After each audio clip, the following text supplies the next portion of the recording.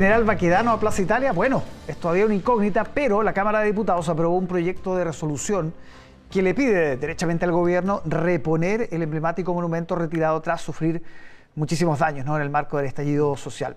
El impulsor de la idea conversa con nosotros esta noche. Saludamos al diputado de Amarillos por la Araucanía, Andrés Joanet. ¿Cómo está, diputado? Muy buenas noches, gracias por acompañarnos. No, al contrario, muy bien, Álvaro. Aquí, bueno, efectivamente con esta idea que tiene que ver con la República, ¿no?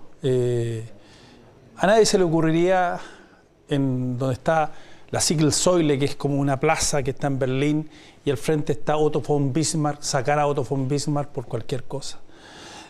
O a Churchill en Londres o en Inglaterra, en fin. Y lo que pasa con Baquedano es un símbolo, y yo creo que es un símbolo contra la República. Y lo que hemos tratado de hacer, un grupo de diputados bien transversales, es que se reponga como está, como por qué fue, y por qué se instaló en su momento en 1928, 18 de septiembre, se inaugura esa estatua, y se hace fundamentalmente como un homenaje a todos los caídos también de la guerra del Pacífico. Entonces, lo que nosotros estamos haciendo es que, mire, primero no hay que arrodillarse frente al delito, frente a las incivilidades que hubo en ese momento, a todo esto que se llamó el estallido social. Al contrario, si uno saca a Baquedano es rendirse incluso frente a todo esto, y al contrario, lo que tenemos que volver nuevamente a reencontrarnos, que sea un espacio de reencuentro como siempre lo fue, la Plaza Baquedano, o Plaza Italia, porque originalmente se llamaba Plaza Italia. Pero lo que no podemos hacer efectivamente es sucumbir justamente y renunciar a esto. Lo entiendo, diputado, pero el problema fue un problema de seguridad, básicamente, que nadie podía garantizar que el monumento no se le dañara como se le dañó innumerables veces. Así se volvía a pintar, ahí estamos revisando imágenes, en fin, fue todo un problema.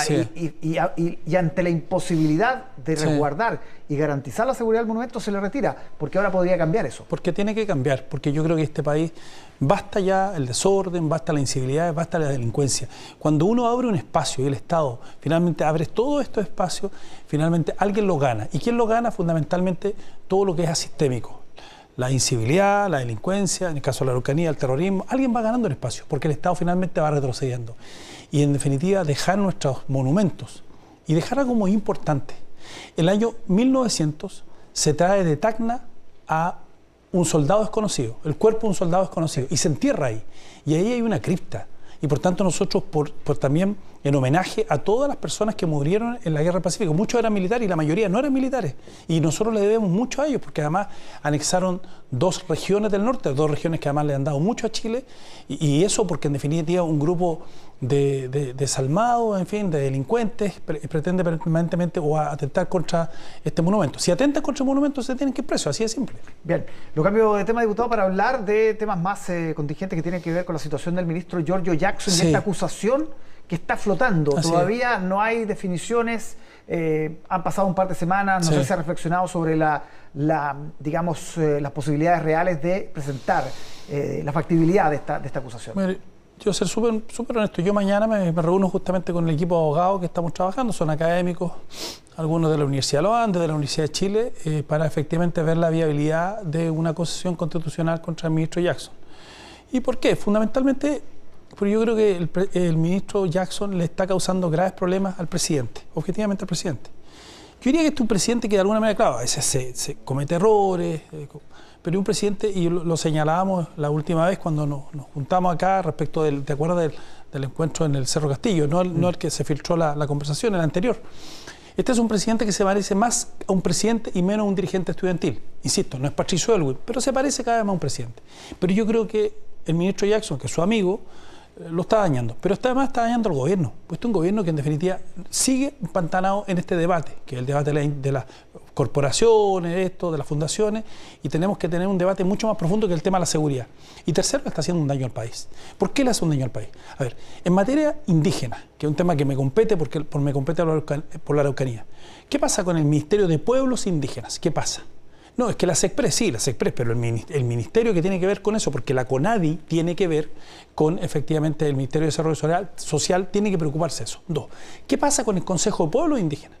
¿Qué pasa con la política para las familias? Hay política para familia. ¿Qué pasa con la política de la pobreza? O sea, hoy día tenemos un Ministerio de Desarrollo Social más preocupado de los escándalos, de que no te entran a robar los computadores, etcétera, que de política pública de fondo. Entonces usted ya llegó a una convicción, más allá de... O sea, tengo de lo una que convicción de que este es un muy mal ministro, digamos las cosas como son. Es un ministro que fue reprobado en las Express. Y fue tan reprobado que después que él lo reemplaza, Analía Uriarte lo hace muy bien comparado con él. Y además lo hace bien Analía Uriarte. Lamentablemente por su salud tuvo que dejar las Express. Y lo reemplaza Álvaro Elizalde, que también lo hace mucho mejor que el ministro Jackson. Bueno, digamos las cosas como son. ¿Por qué está ahí? Le salió un vale otro, fundamentalmente porque es amigo del presidente. Y eso no me parece, porque aquí en la historia republicana, a propósito de la República, a propósito de Baquedano, en la historia reciente nosotros tenemos amigos de los presidentes que han salido cuando le han causado un problema al presidente. Por ejemplo, Carlos Figueroa. ¿Se acuerda que votó con un carnet? Amigo del presidente Frei, ministro Interior.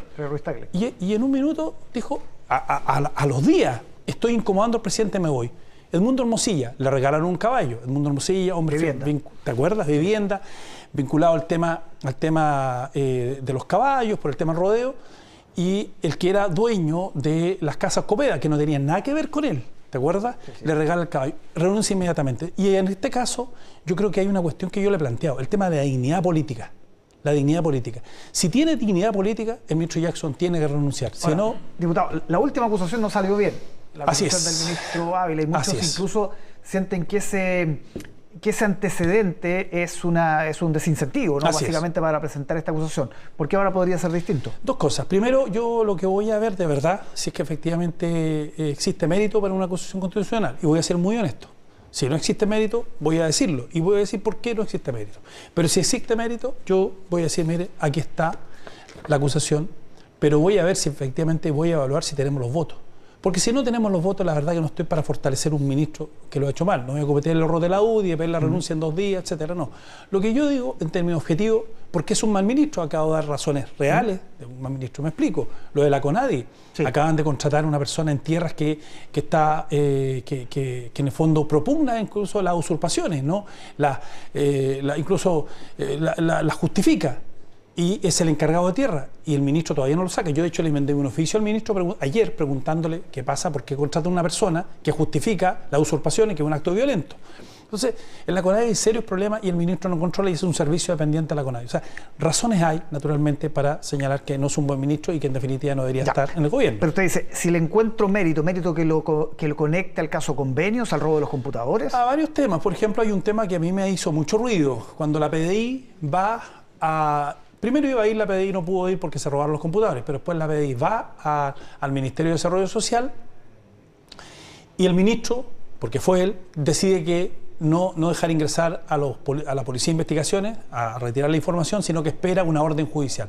Él tiene una justificación. ¿Fue una decisión del ministro esa, dice usted? O sea, yo le invito, si no fue una decisión del ministro, ¿de quién será? ¿De la subsecretaria? Bueno, ¿quién manda en el ministerio? ¿Manda o no manda? Y si no manda, me da la razón. Bueno, ¿manda o no manda el ministro? Está ejerciendo su rol como ministro, como líder de un ministerio, o en definitiva está ahí solamente para la foto, para ir aquí y allá. Le voy a contar una anécdota. En verano, él me escribe un WhatsApp, yo supongo que me lo escribió a mí, la verdad que fue un WhatsApp que le escribió a todos los diputados, después me di cuenta, me dice, diputado, yo estoy aquí en la Araucanía por el tema de incendio, fue en febrero, yo estaba ahí, no tomé vacaciones porque estábamos en pleno tema de incendio, y le digo, ministro, me pongo a su disposición, usted dígame y yo me voy donde usted me dice. Todavía estoy esperando la respuesta, ministro. O sea, nada, entonces mucho para la foto, mucho para eso, pero en definitiva, de verdad, en materia de desarrollo social, en materia de familia, en materia de pobreza, en materia indígena, no tenemos nada. Esa es la verdad. Diputado, entonces este jueves ya se define si hay acusación o no. Mañana vamos a estudiar, tengo los próximos días, viernes, y la próxima semana yo ya efectivamente voy a señalarlo con la misma honestidad que lo he planteado siempre. Perfecto. Oiga, antes de irme, quiero hacerle un regalo. Yo justo como usted me iba a entrevistar por el tema de la estatua del general Baquedano, yo me di un tiempo antes de ser diputado y escribí este libro, que ahí se puede ver, que está en la Golpe venta, al Estado. Golpe al Estado del Octubre chileno. Este es un libro de más o menos 350 páginas de ciencia política, donde en definitiva usted, cuando lo ocupe en 5 años más, en 10 años más, o 20 años más, la información que usted necesite respecto de qué pasó en el octubre chileno, la va a tener. ¿Por qué? Porque en el fondo, porque efectivamente se produjo esto. hay varias, un día podemos conversar largo, el tema de la autoridad política. Yo creo que esto, pese a lo que se ha dicho, no fue una cuestión orquestada, en fin, aquí está en el espontáneo? libro. Hubo un poco todo eso y fundamentalmente falta autoridad política. La autoridad política es muy importante. Si usted compara, por ejemplo, la autoridad política del presidente Elwin con el presidente Piñera o con el presidente Boris, claro, y eso se mide. Hay un politólogo o filósofo inglés, John Rawls, en su libro Teoría de la Justicia que lo mide, en fin, trabaja mucho eso. Yo ya en este libro planteo que hay temas de corrupción vinculada a la Revolución Democrática, lo digo claramente aquí en el libro, está claro, hay varios miembros de la Revolución Democrática vinculados a hechos difíciles. Cito, de hecho, la situación del propio actual ministro George Jackson cuando le mintió al país respecto de lo que hacía con su sueldo. En fin, el libro va recogiendo eso, las vinculaciones con España, con Podemos. Bien. Y lo que fue pasando. En fin, ahí está el libro. Lo vamos a leer, así entonces, que yo muchas gracias. De entregar aquí en cámara. Lo vamos a leer entonces. Ahí, ¿eh? Muchas gracias, diputado Bayoneta. Que esté muy bien. Buenas noches. Vamos a revisar otras informaciones.